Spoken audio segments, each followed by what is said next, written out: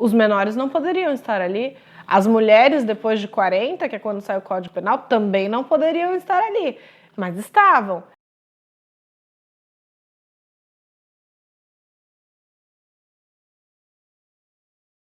As mulheres não podiam ser enviadas para trabalhar na casa de guardas carcereiros, mas elas eram.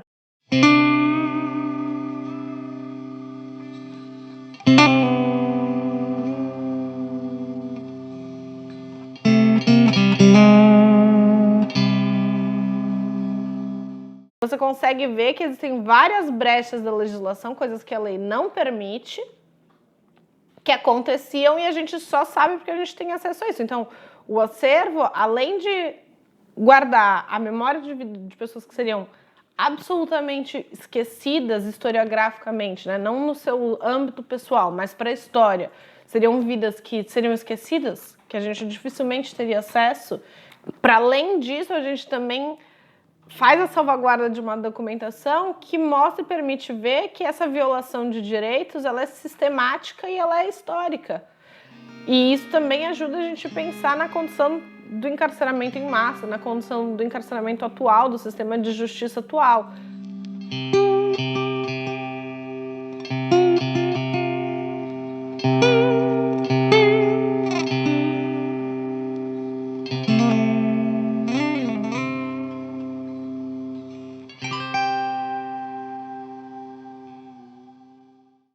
Eu entrei no projeto, eu entrei como voluntária e 6 meses depois eu já estava na extensão, com uma bolsa de extensão. E no processo de catalogação, de higienização, na época eu estava fazendo bastante a higienização, porque eles ainda, como tinham recém-chegado, a gente estava começando a colocar eles nas caixas e fazer organização por ano. E aí, um dia, eu estava mexendo, acho que 2015, eu estava conversando com a Viviane e ela falou, vamos começar a pensar em tema, né? Na época a gente tinha que escrever agora eu acho que é só um resumo expandido, mas na época a gente tinha que escrever o artigo de iniciação científica. Vamos começar a pensar um tema que seja dentro do que o projeto pesquisa, é o que eu queria saber que eu queria penitenciária. Naquela época você tinha ainda as duas frentes bem fortes, que era a penitenciária e o Hospital Colônia Santana. E aí eu falei, não, tudo bem. E estava lá mexendo na documentação e achei o prontuário de uma menor que tinha sido presa. E comecei também ali ler, me interessar, fascinou a forma como ela era descrita. E aí eu peguei outro prontuário, comecei a procurar cadê as mulheres no acervo, né? Na nossa tabela estava sendo construída ao mesmo tempo que a higienização, então o que já tinha sido higienizado já estava sendo tabelado. Eu comecei a ver, cadê essas outras mulheres, né? Quem são essas outras mulheres? A gente tem um total de 5.000 prontuários e num período que vai de 30 a 63, que é quando tem a última entrada de mulher na penitenciária, a gente tem só 39. E aí isso foi uma coisa que me despertou curiosidade, eu comecei a ver um padrão na forma como elas eram descritas, como elas eram rotuladas por esses diretores, pelos juízes, e isso me despertou uma ligação, né? A história das mulheres um pouco comigo, a condição da mulher é uma coisa que me afeta e que me cativou na pesquisa, que me fez ter vontade de emergir mais profundamente nesse universo.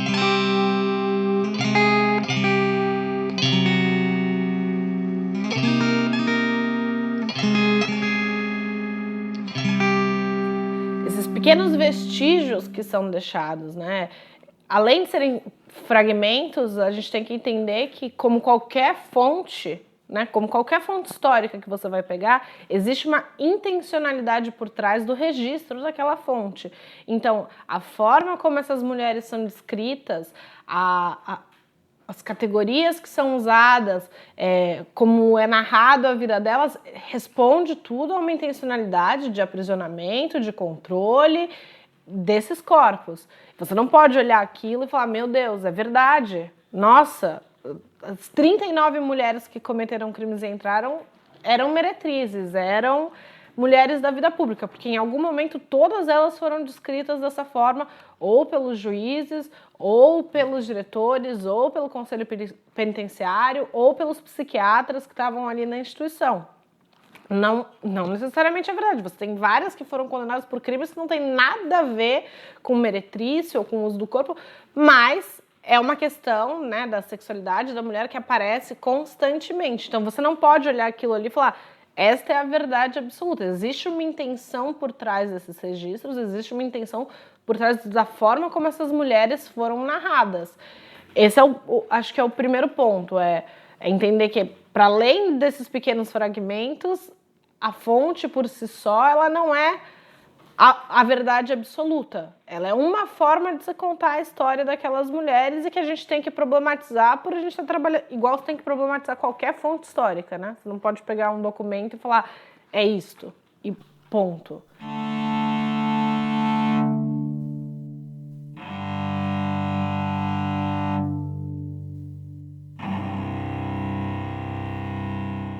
O local da mulher e a condição da mulher na sociedade naquela época era o lar, era a esfera privada. Então, as oficinas de trabalho, o fato de elas serem enviadas para trabalhar na casa de guardas carcerários, na casa dos diretores, são todas estratégias voltadas para uma punição doméstica. Essas mulheres precisam voltar e trabalharem e representarem essa figura que era muito importante para a manutenção do Estado, principalmente na década ali 30, 40, quando você tem essa consolidação do Brasil República, e aí você depois tem uma consolidação de projetos nacionais com Getúlio Vargas, que continuam, né? Não é que ali pós-Getúlio, quando você tem Juscelino e depois a ditadura militar, essa ideia morre. Ela vem de antes dele, ela ganha um foco muito grande nesse projeto nacional ali na década de 30 e 40, mas ela vai continuar, talvez na ditadura militar se intensifique mais ainda essa figura, que é uma figura que a gente vê nos dias de hoje, da bela, recatada e do lar.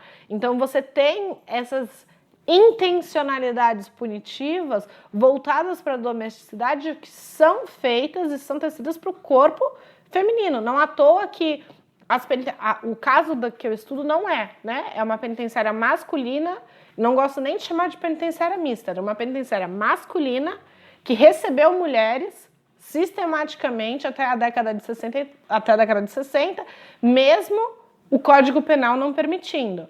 Mas o caso das penitenciárias exclusivamente femininas, como é o caso da penitenciária de São Paulo, a penitenciária do Distrito Federal, na época, que era o Rio de Janeiro, a Madre Pelletier, que foi a primeira penitenciária exclusivamente feminina no Rio Grande do Sul, e foi a primeira do Brasil, ela estava na gestão de freiras. Não eram guardas e não eram diretores que estavam lá gerindo o encarceramento feminino, eram freiras, porque você tem a ideia da virtude feminina, da mulher feminina ideal, que é a mulher católica, é a mulher que chora pelo marido quando ele morre, é a mulher que cuida dos filhos. Você tem esse estereótipo que seria quase da Virgem Maria, né? A minha mãe é uma santa, é o que você vê as pessoas descrevendo. Então você tem essa figura da mulher, mãe, dona do lar, santificada, e aí a gestão das penitenciárias femininas foi, intencionalmente por esse motivo, dado para freiras durante muito tempo, né? A Congregação do Bom Pastor geriu não só no Brasil, mas na Argentina, no Uruguai, nos Estados Unidos. As penitenciárias femininas foram costumeiramente dadas, até quase a década de 80, à gestão da Igreja Católica para fazer o cuidado.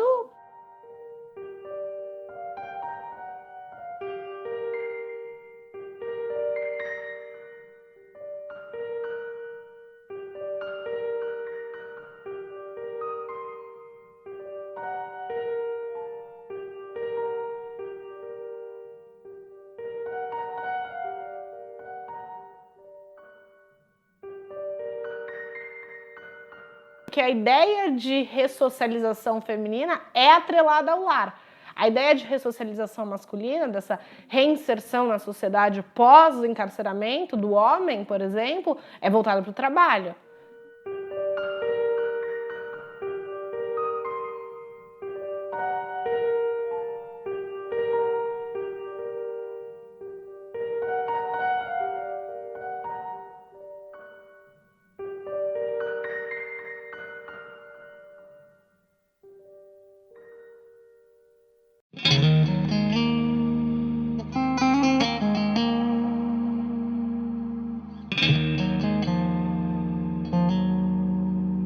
A Catarina foi presa por matar o sobrinho dela, junto com, se eu não me engano, são 14 pessoas da família. E tinham 4 ali dessas 14 que trabalhavam na família. E eles mataram o sobrinho. Eles eram descritos enquanto uma grande quadrilha no sul do Brasil. O juiz fala que eles assombravam desde o sul de São Paulo até o ermo do Rio Grande do Sul. Eles são descritos como os maiores facínoras do Brasil.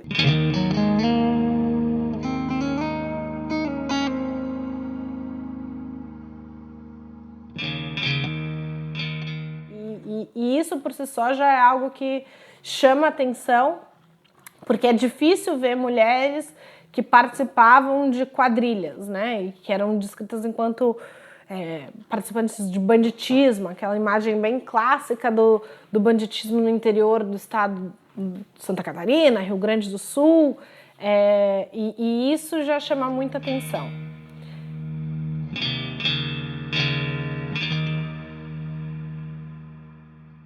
Me parece, nas cartas, e ela escrevia muitas cartas, que ela sabia dessa imagem que ela tinha. Então, uma das coisas que ela faz nessas cartas que ela escreve, no tempo em que ela passou na penitenciária, é recontar e reconstruir a imagem dela. Ela tem, né, narrativas de si, sobre a família delas, que são incríveis, e numa tentativa de, olha, eu sei que vocês me veem dessa forma, mas isso não sou eu, entendeu? Não sou bandida, não sou uma dona de casa, eu sou uma mulher de família. Eu chorei quando meu marido morreu, estou em luto até hoje, eu tenho meus filhos. E ela vai fazendo isso numa tentativa de barganha da própria, para que ela pudesse existir, né? Não é nem, a gente fala táticas e práticas de resistência, mas eu acho que em sistemas como esse não é nem de resistência propriamente, é de existência, de subsistência, para que você possa existir ali dentro com melhores condições. E isso também é algo que torna ela diferente. Eram raras as mulheres ali, quando eu analiso também nos gráficos, que sabiam ler ou escrever. E ela sabia. E ela usou disso para benefício próprio. Essa estratégia narrativa, você tem o fato dela ser considerada bandilheira, você tem o outro ponto, que é os pedidos de perdão que ela manda para Getúlio Vargas, e é concedido. A pena dela não foi perdoada, mas foi comutada, então ela foi condenada a 12 anos, e Getúlio Vargas faz uma diminuição da da pena dela para 6 anos, e um ano antes dela sair,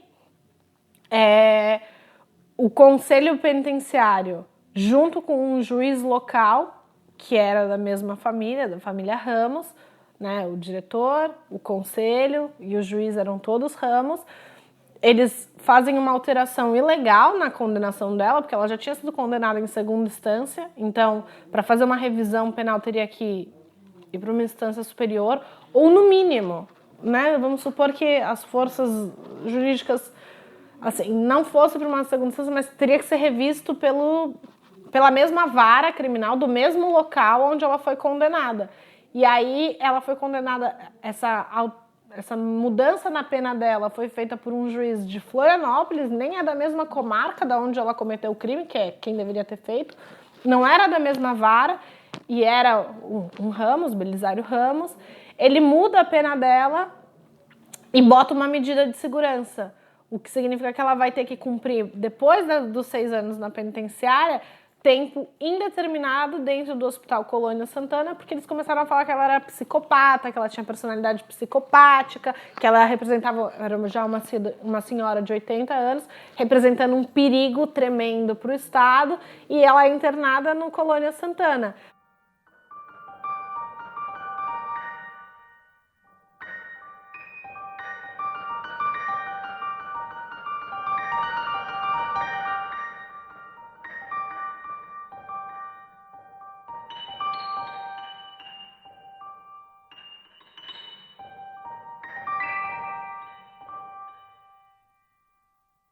Do Colônia Santana, ela escreve outra carta para Getúlio Vargas, que é enviada, ela consegue enviar essa carta e a gente só tem acesso a essa carta porque o Ministério de Segurança envia a carta de volta para a penitenciária pedindo explicações do porquê ela não foi posta em liberdade ainda.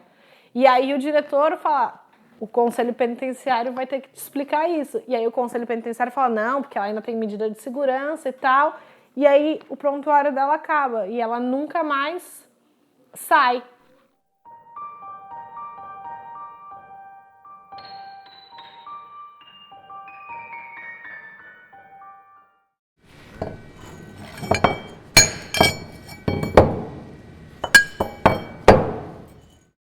Você tem um boom muito grande nesse campo de pesquisa. Aqui no Brasil a gente tem nomes fantásticos de professores que fazem pesquisas com isso já fazem tempo. Você tem o Marcos Bretas, você tem o Luiz Ferla, você tem o Fernando Sala, você tem a própria Viviane.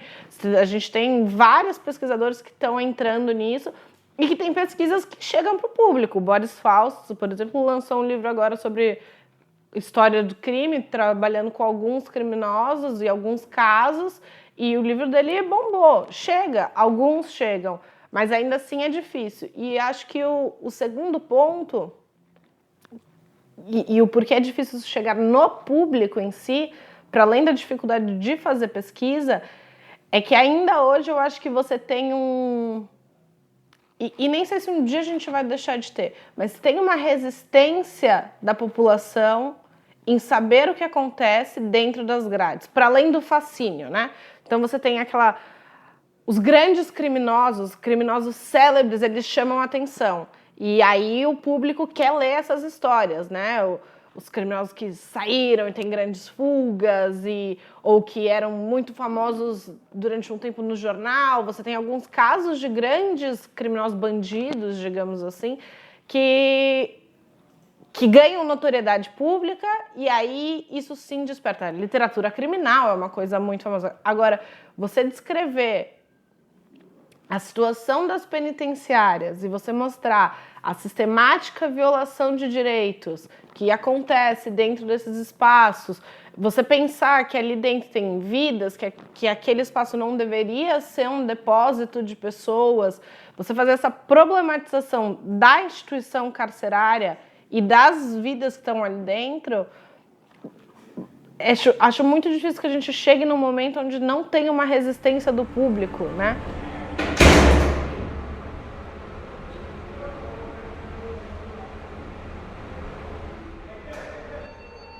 Hoje em dia, esse discurso de bandido bom é bandido morto está muito em voga e muito no contexto político e cenário nacional, mas isso sempre teve, e acho que vai continuar tendo, né? Você tem uma construção histórica sobre esses indivíduos como no local de inimigos, como extremamente perigosos e pervertidos e periculosos, e eles são os grandes inimigos da nação. Então, quando você classifica alguém como inimigo, é quase como declarar uma guerra, e aí aquele corpo ele não importa mais. Você não cria uma empatia, você não cria uma sensibilidade. E se você não tem isso, se o público não consegue se sensibilizar com pessoas que estão sendo amontoadas em 50 dentro de um cubículo, onde elas não estão recebendo alimentação, onde elas não têm a menor possibilidade, depois que elas saem de uma reinserção social, para que elas não voltem a cometer crimes,